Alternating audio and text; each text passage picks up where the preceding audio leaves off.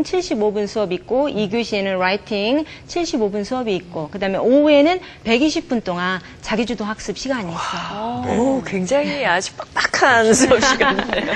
자, 그럼 장 박사님 요즘 그 학생들의 화두 중에 하나가 이제 니트 시험인데요. 네. 이 니트 시험을 대비할 수 있는 또 커리큘럼도 운영하고 계신다는데 어떤 커리큘럼인가요? 네, 저희들이 이제 이 부분은 미래를 대비하는 스마트 잉글리시 캠프라고 말할 수 있는데 국가 영어 능력 평가 시험이 학생들의 영어 의사소통 능력 향상을 위해서 듣기, 읽기, 말하기, 쓰기를 평가하는 시험이잖아요. 네네. 저희들도 이제 이에 발맞추어서 10가지 이제 학습 주제가 있어요. 그 주제에 맞춰서 니트 문제를 개발했고 그것을 교재로 사용하고 있습니다. 이제 특히 무엇보다도 학생들이 말할 기회가 없으니까 사실 발화 능력이 안 된 거거든요.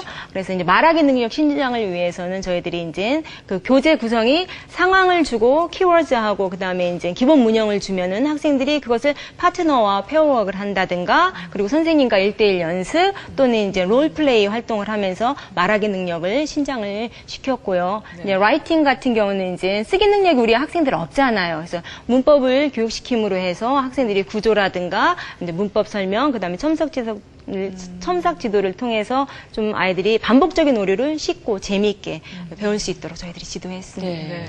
그럼 45명의 학생이면은 그 수준도 좀 다를 거 아니에요? 네, 그렇죠. 그 수준별로 커리큘럼이 다 진행이 되나요? 예, 저희들이 이 부분은 수준별 맞춤형 스마트 잉글리시 캠프라고 표현을 하고 있어요. 예. 그러니까 첫날 학생들이 영어 단어 시험과 개별 인터뷰를 통해서 이제 수준별 맞춤형 반편성을 했는데 저희 49명 학생이 6명 내지 10명으로 그리고 8개 반을 구성을 했거든요. 네.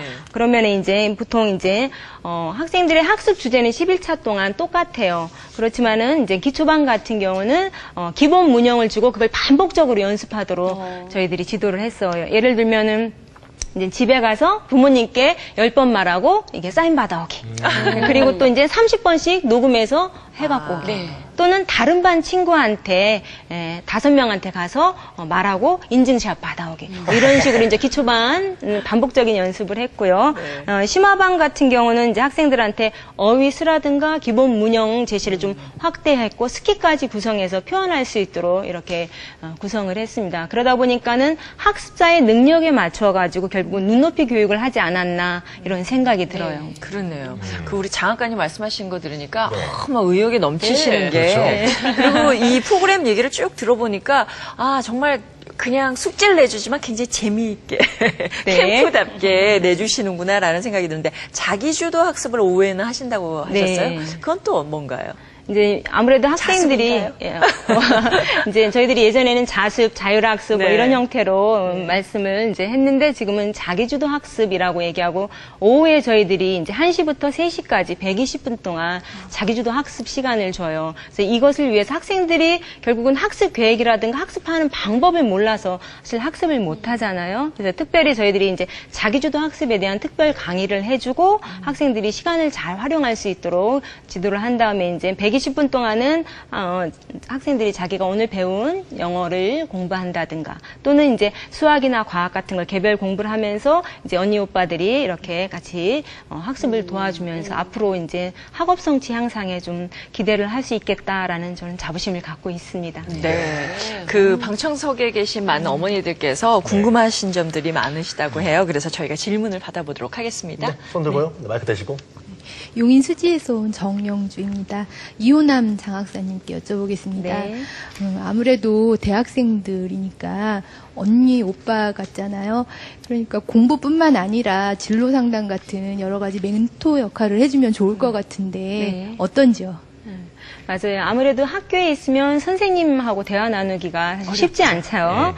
그리고 또 부모님하고도 세대차가 있으니까 엄마께 제가 이런 얘기를 했을 때 엄마가 굉장히 걱정하실 수도 있잖아요. 그러니까 그런 얘기들을 못 할 텐데 형이나 누나 같은 대학생들과 자연스럽게 10일간 캠프를 하다 보니까 학생들이 마음을 열 수 있는 기회가 많았어요. 그리고 저희들이 이제 학생들이 친근하게 다가가고 또 진지하게 자기 어떤 진로에 대해서 고민하고 마음을 열어놓고 대화를 역할을 하다 보니까 그런 어떤 멘토링 역할도 충분히 잘할 수 있었고 그래서 학생들한테는 사실 평생 멘토링을 해줄 수 있는 귀한 선배와의 만남이었다라고 할 수 있지 않을까. 그래서 학생들이 뭐 자기 이야기, 친구 이야기 그리고 또는 뭐 부모님이나 선생님 이야기도 거리낌 없이 해서 굉장히 편안하고 행복한 그런 캠프 활동이었다라고 저는 생각합니다. 네. 우리 장 박사님 말씀만 들어도 정말 그 신뢰감을 팍팍 느낄 수가 있는데요. 감사합니다.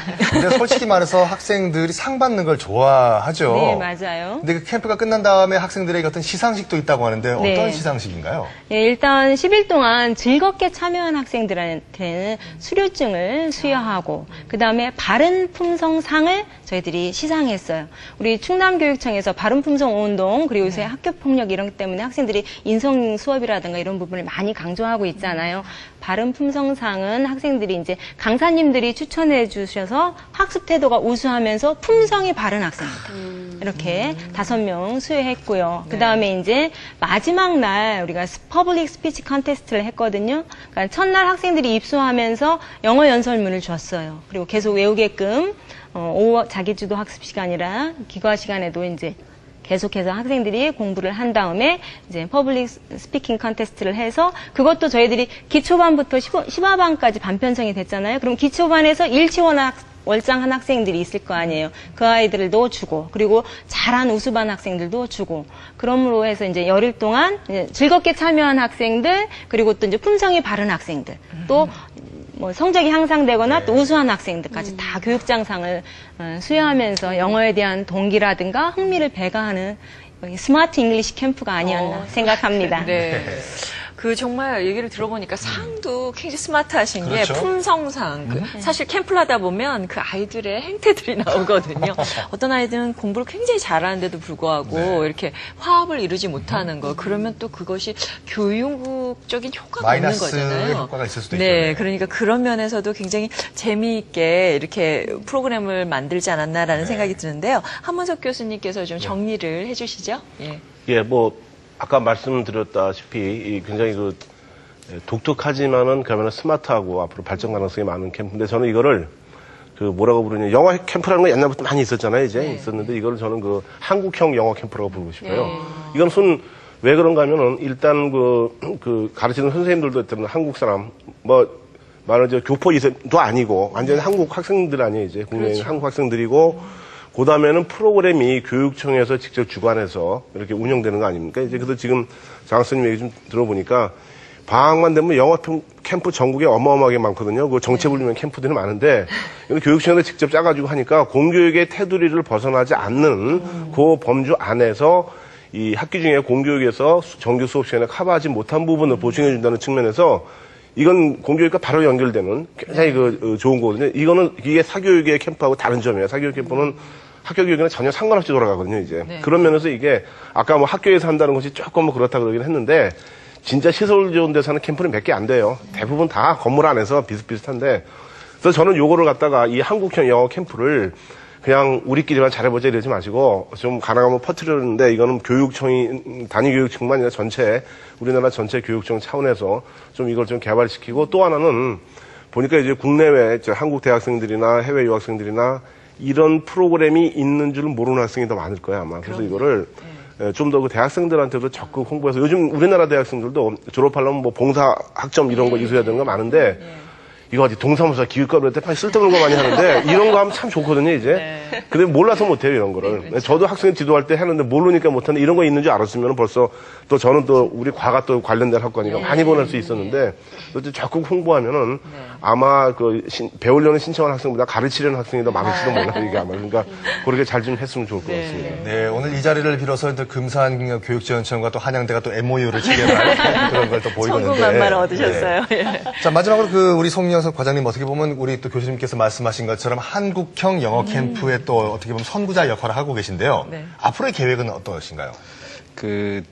말씀하셨습니다마는 저희들이 캠프를 운영했던 어떤 목적이나 이런 부분들 중에 학생들이 평소 접하기 어려운 어떤 그런 뭐 선배, 이제 특히 시골에서는 누가 유학을 갔다 그러면 말만 있지 실체는 없거든요. 근데 실제 유학을 하고 또 실제 미국에 있는 대학에 소속되어 있고 또 우리나라에서도 이제 나름대로 그 열심히 이제 그 중고등학교 시절을 보낸 그런 선배들하고의 접촉, 그것을 통해서 영어나 이런 실력, 영어 실력을 함양시키는 그런 부분들도 매우 중요합니다만은 그 현재 학생들이 가지고 있는 어떤 그